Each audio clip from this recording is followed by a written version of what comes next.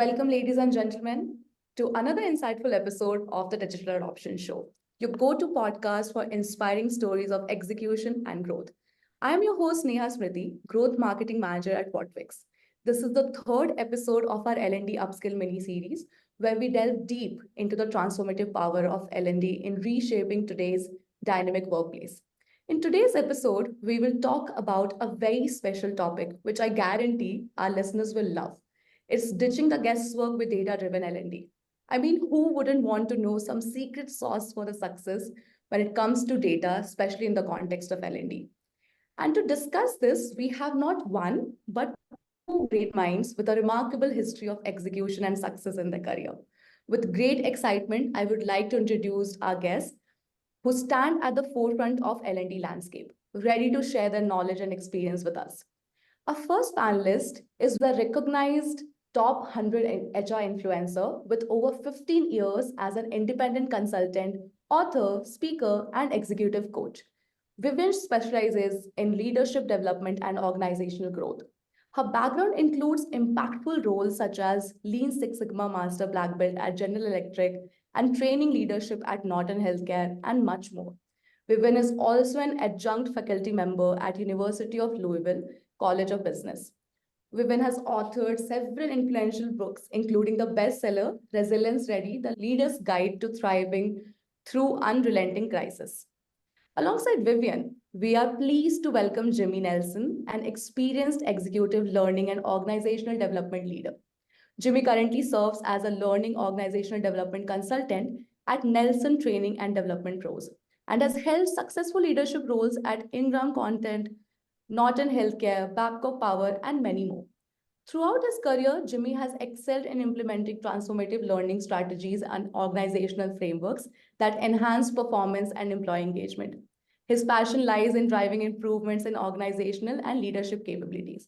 Vivian and Jimmy, I am really excited to discuss the nitty-gritties of data-driven L&D with you. But first, for our audience, why don't you tell us a little bit about yourself, your journey in the L&D space, and really, I'm welcoming you to our show today. Vivian, shall we start with you?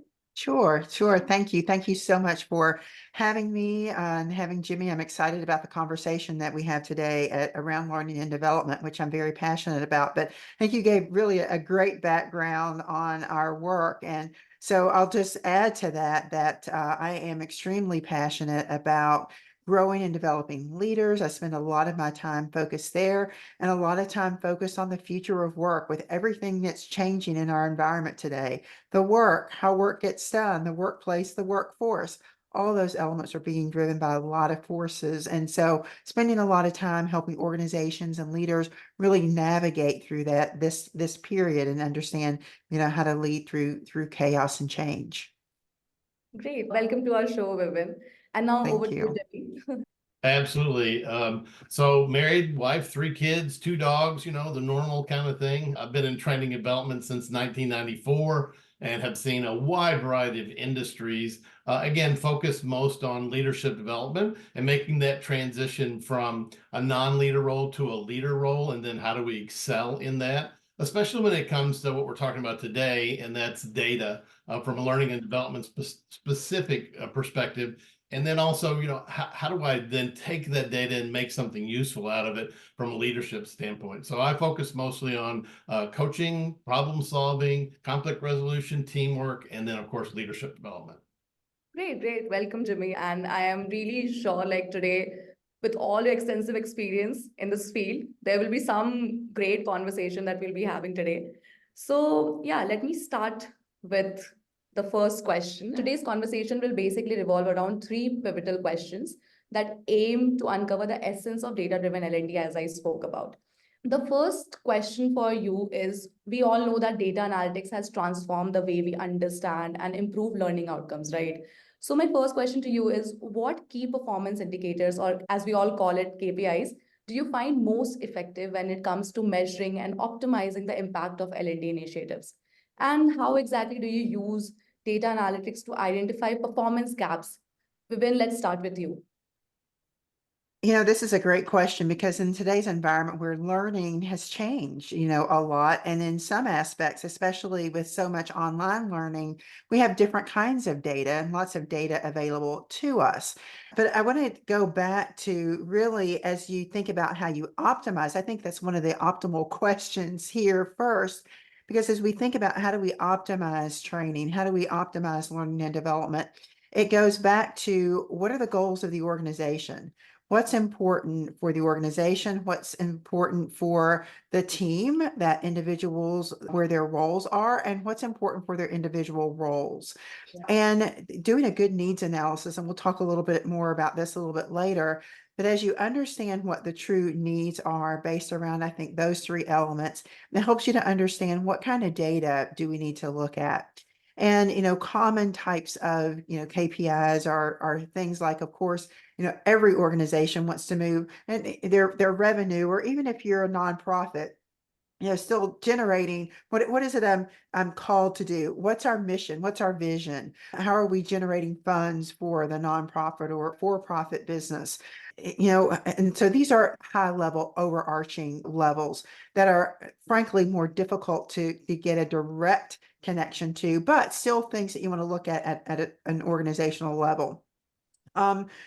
Customer retention, employee retention and turnover. Those are areas, especially the spaces that Jimmy and I work on a lot, related to leadership. How are we making sure that we are creating the kind of environment that is sticky for our employees, a place where people want to be?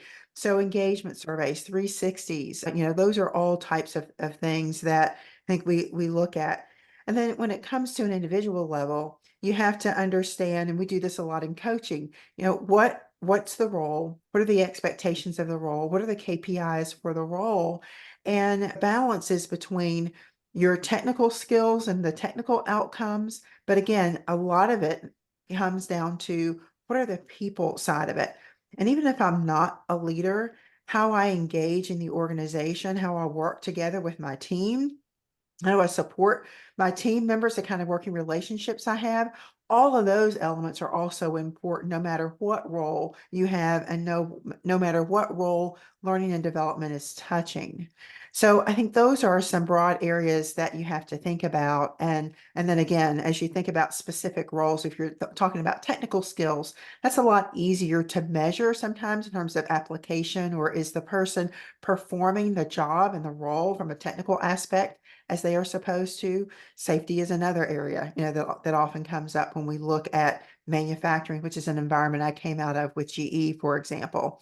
So, those technical sides of things, and then tougher on the soft skill side, but those are some things that I think are important to look at. And I'll let Jimmy add some of his thoughts to this question. To add on to what Vivian said, one of the issues I think that a lot of learning and development people have in organizations is everything else in the organization is run by KPIs. They look at bottom line, they look at turnover, they look at, profitability, they look at sales. All of those things are KPI. And it seems like we're kind of behind the curve when it comes to that, because some organizations don't even do that to begin with. So they don't even have learning KPIs built into their system. So one of the first things I often suggest when we're talking about data and using data appropriately is to create some of those learning and development KPIs so that the executive teams are looking at them as part of running the business. We can impact everything, but we need to make sure that we're looking at learning and development as well as a KPI. I know that I recently read a report that said only 33% of the people do level 1 and level 2 evaluations. And if you think about that, that means that more than 60% of the learning and development people out there aren't even doing the basics in data analysis, not even the basics of discovering what the students need and where they go. And I agree with Vivian completely when it comes to, I want to know before I start a training class, what's the expected outcome? What do we want these people to do differently or the same or new behavior before I ever start the class? Because I can't teach to the, hey, I need you to be a better leader, because that means different things to different people. And so having that upfront information saying, this is what we need out of this particular event, coaching, training, whatever it is, and saying, okay, I'm going to build what I'm going to be making on that particular outcome. And then I'm going to go further and say, what other data can I collect during the class, after the class, 6 months after the class, that says, wow, look how great this was. I even do personally ROI. And yeah, no, it's not an exact science, but neither is most of the other KPIs. Most of that stuff lags behind a month, and so they're looking at data that's really not accurate. So I'm gonna put myself in that data realm and say, look, here's what's important as well, and make sure that the C-suite folks, the executive folks, that buy into that and say, yes, we're going to monitor that KPI just like we do bottom line, just like we do customer, turnover, employee turnover, all those kinds of things. True. That's so true Yeah. because as even Vivian talked about it, it's totally depends on what kind of goals you are having, and even the KPIs will depend on what is your individual goals, what is the goal of your team, and it's just it boils down to how it's more of when we look after data analytics, it's more of getting an evidence-based decision making rather than just relying on your gut. That is the whole crux of it. You are trying to get more data points. Even I remember Jimmy touching base on how you compare what it was a month ago, how it is now, what's going to be in the future. So it boils down to how we are trying to measure the ROI, because everything comes down to what is the return on the investment you're making. Great. That's Yeah. really some great insights, guys. And Yeah. since we Yeah. were speaking about measuring the impact of these L&D initiatives, I have another question very closely knit with it. As an L&D leader, how do you exactly align your department's goal with broader organizational goal? And this is actually even a challenge we face in our organization. But how do you do it? And what role does data play in demonstrating the real world impact? So you have touched base some aspect of it in the previous question, but we would like to know more, like what kind of real world impact of your learning initiatives on business outcomes does data play a role? And this time, let's start with Jimmy. Sure, sure. I think the first thing that we need to realize is that learning and development are business people, and we need to have a mindset that says we're not just teaching and training folks, or somebody who takes orders. Hey, I need a class on conflict. Great, I'll give it to you. We actually need to be part of the business, and we need to be business professionals. If you think of human resources now, they've changed their titles to human resources business partners.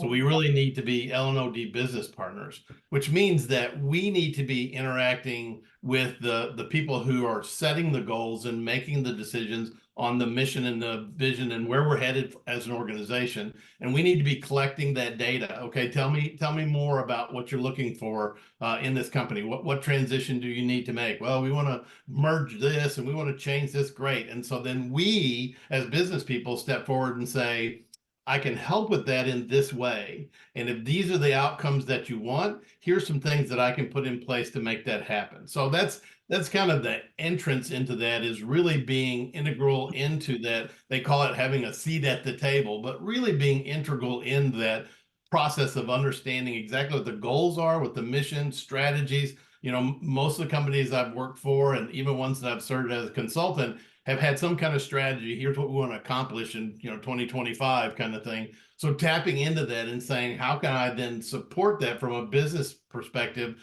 with what I deliver from a training perspective or a coaching perspective, et cetera. So that's kind of the first piece of it. Then the second piece of all that, from my perspective, is then feeding that data back to that same group and saying, here's how I'm doing.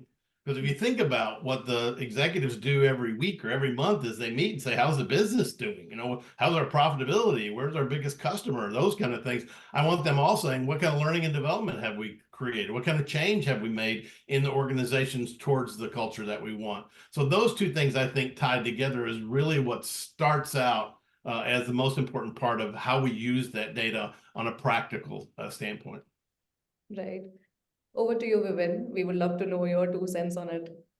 Yeah, thank you.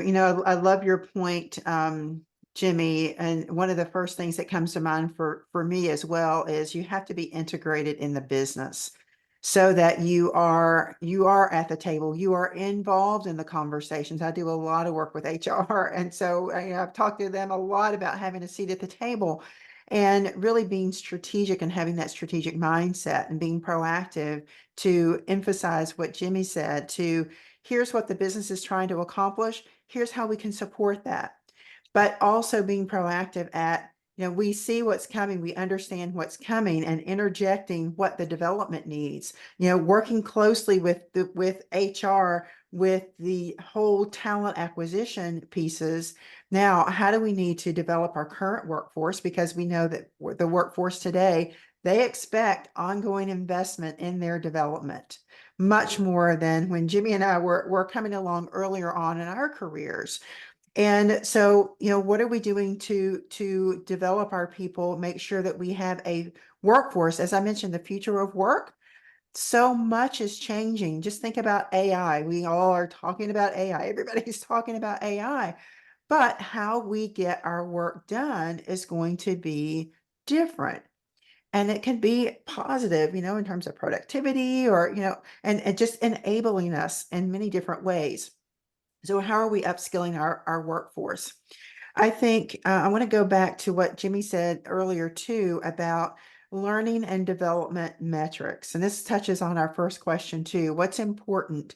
We have to make sure that our business knows that learning and development is so important that it has critical strategic objectives attached to learning and developing our people. Everything is people focused. You can't really do anything without people. And again, upskilling during this time. So being in the strategic discussions to say, again, here's what our company wants to accomplish. Now, what are the learning and development objectives and strategies that can help us to accomplish that? How should we be thinking, not just this year, but next year, 3 years, 5 years down the road for the capabilities? And then how do we think about delivering that learning in ways that are, just in time? A lot of people are looking for that, how do I how can I leverage AI, for example, right now? So we Google a lot, how are we enabling and empowering our teams and our employees with tools to help them to get work done as they need to get work done? So I think those are some of the most important things. And then it's just the alignment again on a, implementation standpoint with a good needs assessment. So, strategically that alignment, good needs assessment, but also as you are thinking about, before you even think about training, oftentimes people come to us with problems, and they say, we need training for this, right? Training is not always the answer. So a good needs assessment that helps us to be honest. Also, we love to serve as learning and development professionals, but being able to be honest about reflecting and asking good questions about what the true needs are for a given challenge or a problem that the business is trying to solve, and making sure that we're aligning learning to the specific needs on a day-to-day basis. Yeah. Yeah, So I think Vivian makes a good point there because, for years and years and years, learning and development was pretty much order taker. Hey, I need a conflict management class for my team that's in conflict. And we were like, okay, cool, here's our conflict management class. And that worked to a certain level, but again, Vivian's point of workers aren't who they used to be. It's just not the same today with the millennials that are coming in, and even the Z's that are beginning to enter. They don't do that. That doesn't work for them. They can look it up on YouTube in an instant instead of having to sit through a 4-hour training class. So I'm making sure that we're adjusting what we are doing to be more business professionals. We're not just providers of training and development and those kind of things, or providing of coaching, but we're actually assessing deep and saying, okay, what is it exactly that your team needs? What's going on with that conflict? What's happening around? What's the environment that they're in, so that we can really find, okay, now we understand the situation really well. Now we can give better solutions.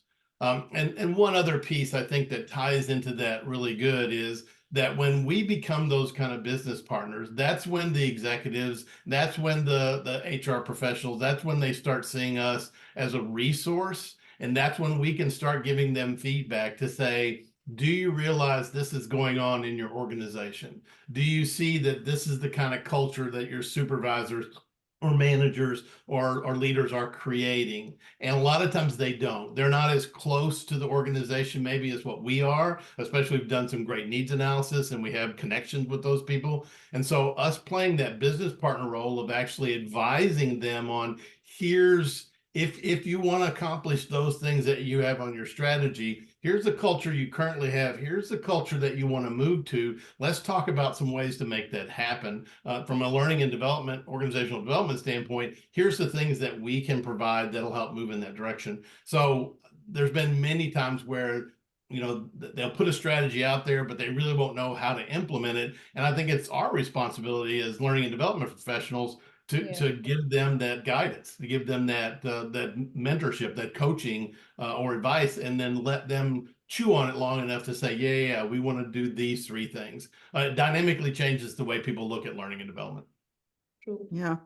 And I think there's an opportunity to build off of what Jimmy was just saying, that sort of whole mentorship piece, how we think about learning and the opportunity that leaders have each and every day. And what people want in their work environment right now is ongoing feedback. Tell me how things are going and be constructive about it. So we're teaching leaders how to be coaches themselves and how to give that ongoing feedback. So building that into your rhythm. And so I think we have to challenge ourselves again around how do we think of learning? What are the learning opportunities? And then how does learning and development then support leaders on initiatives like ongoing feedback? How do you do that? What's the right form, and what are some tools and practices around doing that well? Because at the end of the day, we're driving culture. We're driving outcomes for the business. We're driving culture, the experience that people have. We're driving retention, and we're driving outcomes to make both our what we do for customers and what we do for the communities that we're in also better. When we are better people, I think about Maslow's hierarchy of needs a lot. And there's an example that demonstrates the pyramid in Yeah. relationship to levels of engagement, where fundamentally people, are trying to meet their basic and fundamental needs. If we just keep focused there and are not focused on the development and growth and getting people to self-actualization, then they're not going to stay with us. They're not going to be satisfied. They're not going to bring their best or be able to deliver their best. So ultimately, we are enabling, we are empowering people in our organization. And as much as we can use data and information to help us to both do that better, as well as make the case for learning and development, then everybody wins. True. That's so true. In fact, we have seen such a shift, like both of you were talking about it. From an order taker, we have kind of become a facilitator of when it comes to what the workforce needs. So we are kind of facilitating their learning, their development, and kind of letting them realize their actual goals, and totally based on when we put ourselves on the table, as you said, of what the business needs exactly. So, and it could be quite daunting when it comes to actually justifying, like, why do we need learning for a team? But I think at the end of it, it all falls down into place. So yeah, that's was some great insight into this question. Okay, now moving on. I feel any strategy can never not face any challenges. So my final question of this episode for you folks is, what are some of the major challenges we have, like you have faced when implementing a data-driven approach in L&D, and how have you addressed those challenges?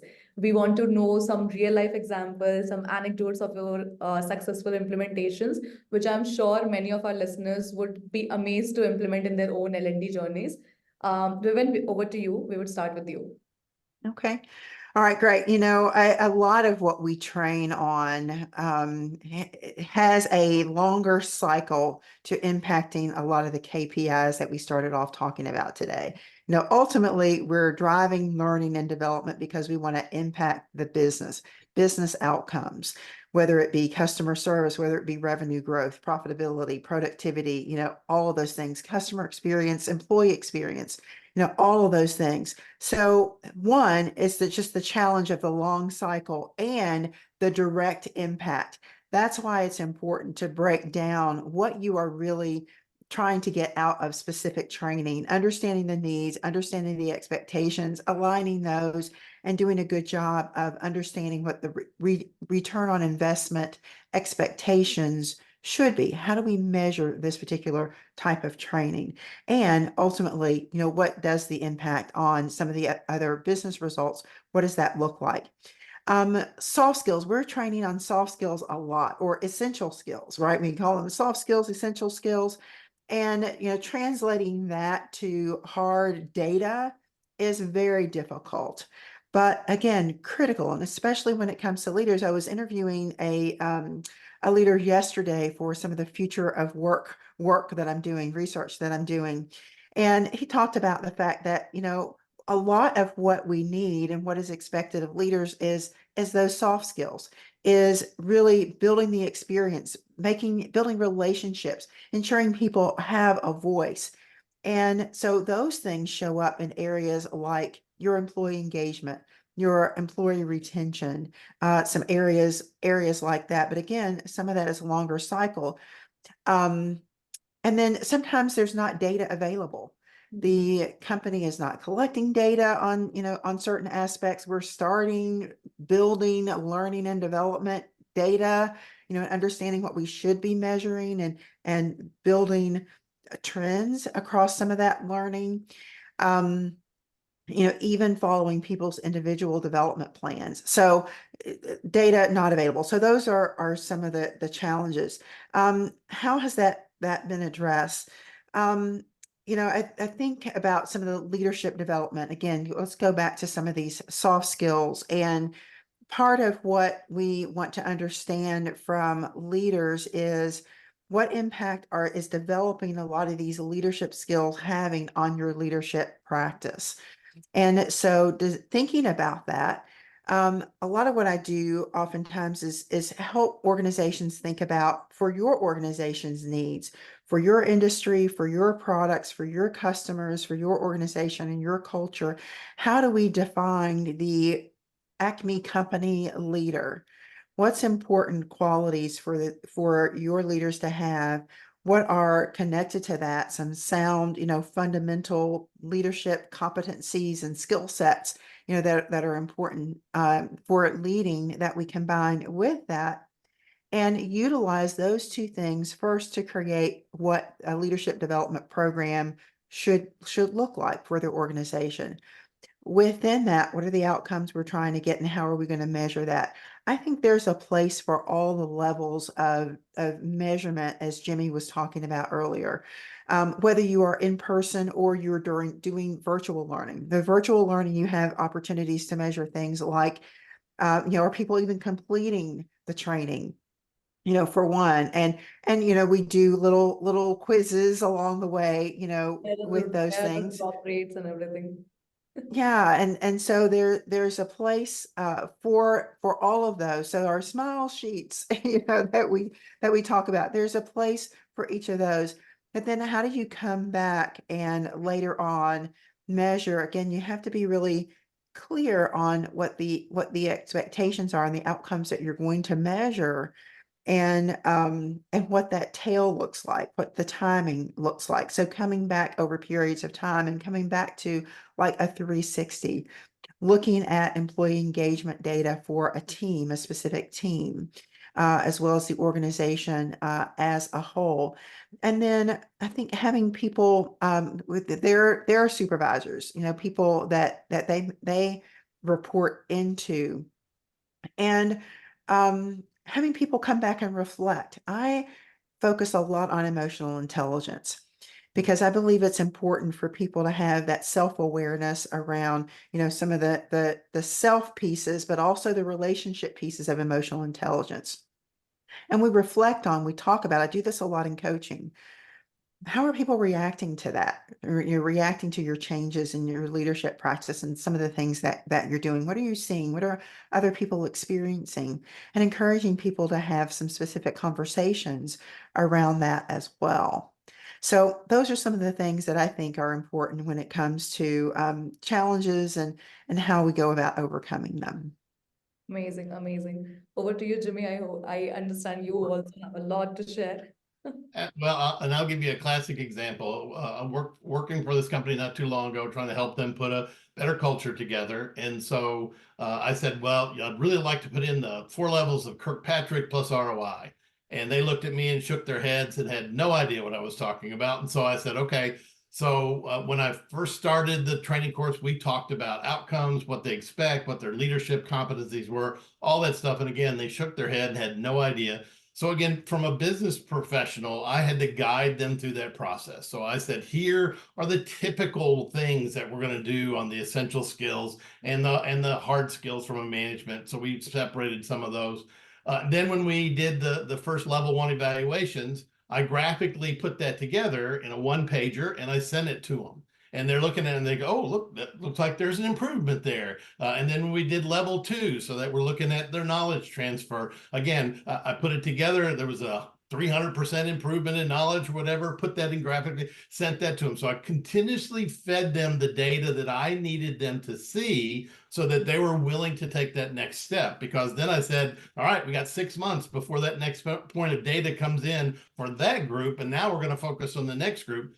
So then at 6 months later, we did surveys for them and their boss, level 3 and level 4 evaluation, how it impacted their department and then the organization. And we got some really good feedback by percentages back. And again, I took that data and presented it back to them in a graphic, 1-page, easy thing to read. So that they're getting the idea of, oh, now I see the change. Oh, that lasted for, oh, I'm getting those kind of results. I want more of that. And so the more that I fed them the data that I needed them to see, then the more they were bought in and the more they liked it. In fact, to conclude that story, I started a series of probably 5 different cohorts. On the 4th cohort, the vice president of operations said, can I sit in on that at the beginning so I can talk about how great it's been in the past? And absolutely. So again, by feeding them the data and the information as a business professional that they needed so that they could see that we were making an impact to the culture and we were making an impact to essential skills,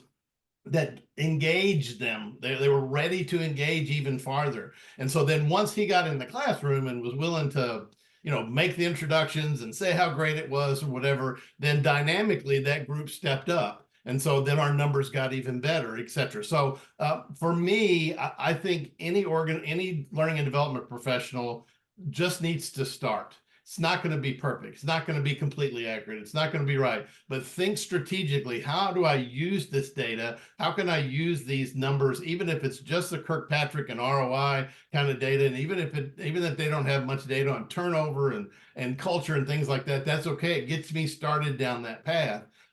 Another interesting part of that same story is they decided that, you know what, we're going to do some employee surveys. And for years and years, they'd done some of it, but the data just sat in HR and people looked at it and thought, yeah, we're not doing so well. We're not meeting averages, but that's as far as it went.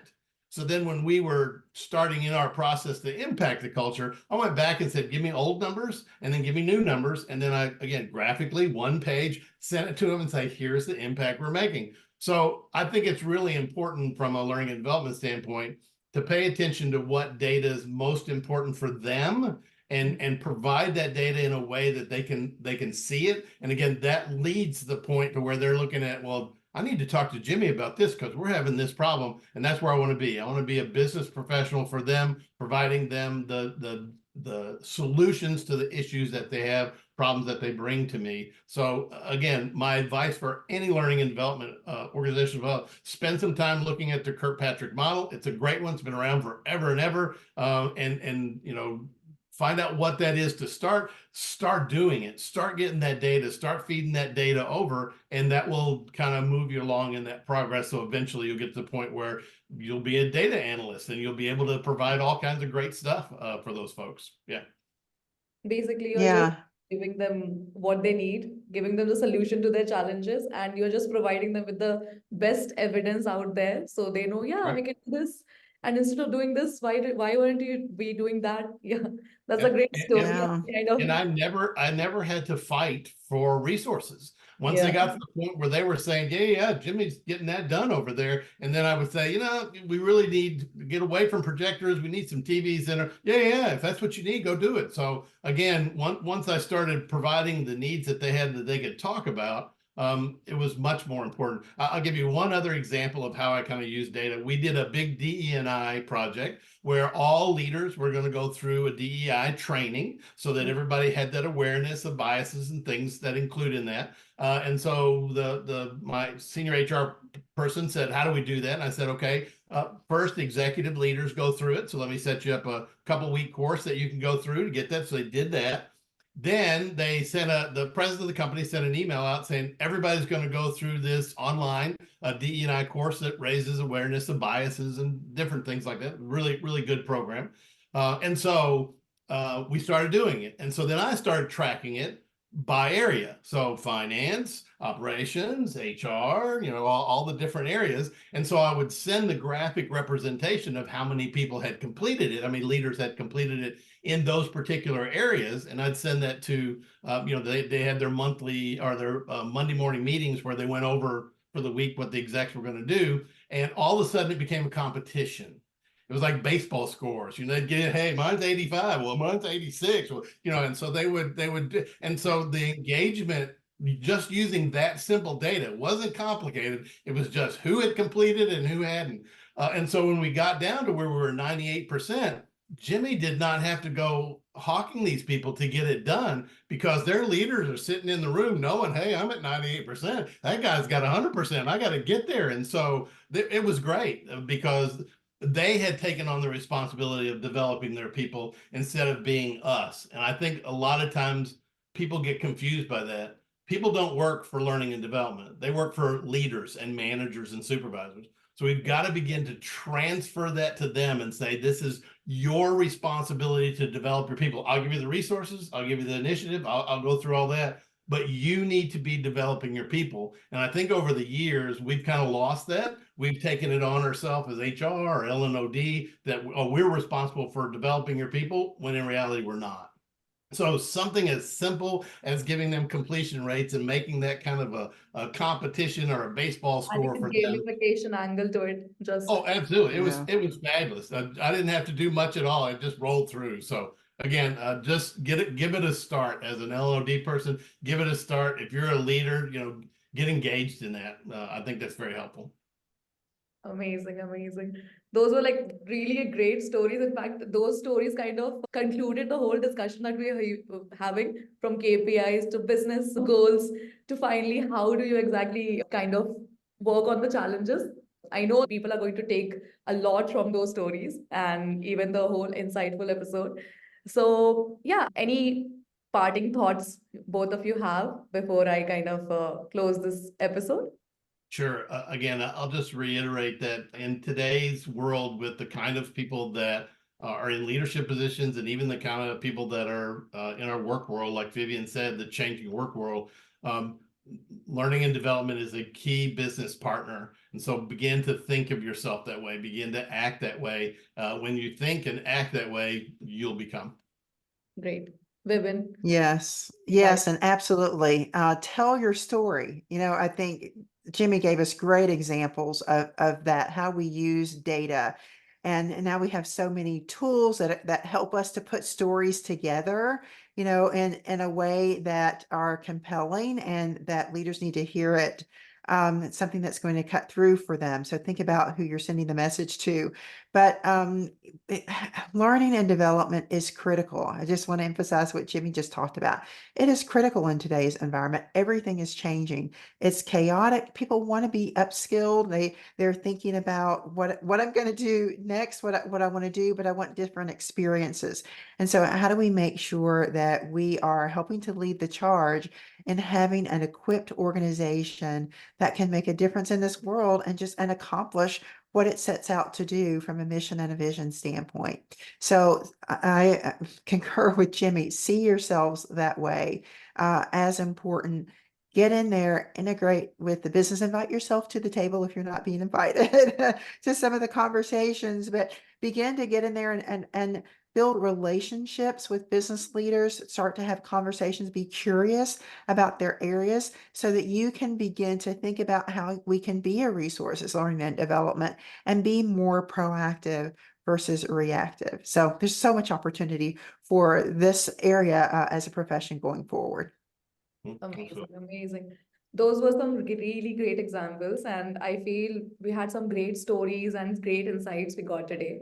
Vivian and Jimmy, thank you so much for joining our episode today. And as we wrap up this insightful episode, I am really so thankful to both of you for all the invaluable contributions you have put to this episode. This is going to be by far I feel, the best episode. So insightful. I was like just listening to it as if I'm getting so much out of it, so much to take away from it. And to our audience, stay tuned as we bring to you some fresh perspective every Thursday on the Digital Adoption Show. We are available on all major podcasting platforms, including YouTube, Spotify, Apple Podcasts, Google Podcasts, and much more. Stay tuned for the upcoming episodes filled with insightful conversation like these. Also, if you like our episodes, please leave a review, comment, or rating to help us continue delivering this valuable content. Thank you.